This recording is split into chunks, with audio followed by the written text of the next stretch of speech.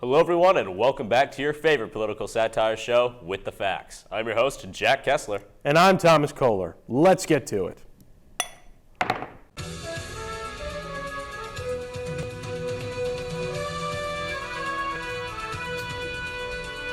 Maybe it's Mercury in retrograde, maybe it's the moon in Aries, but whatever the cosmic signal, one county in Utah released a report tallying up vaccination status by zodiac sign. Leo, Aquarius, and Aries all rank first, with Sagittarius coming in fourth, making this a win for fire signs and also Aquariuses.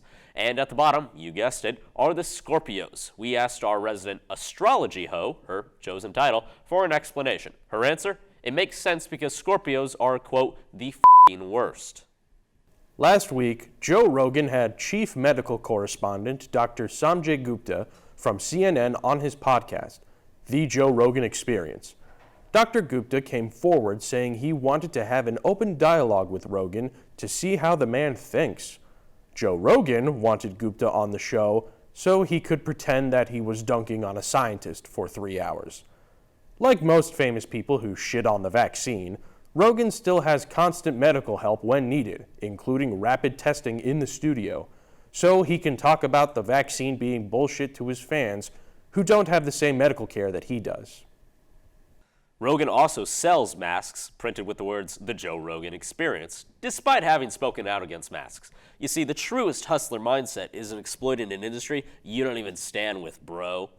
The doctor said of the experience that while he didn't convince Rogan to get the vaccine, he hopes he convinced some listeners of the podcast.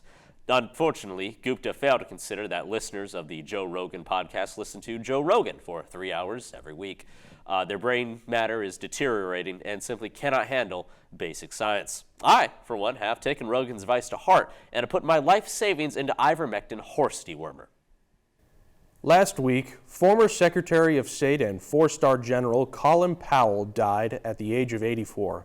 After having lived a quiet life since the end of the Bush administration, who can forget the man who helped get America into one of the greatest disasters ever, the Iraq War?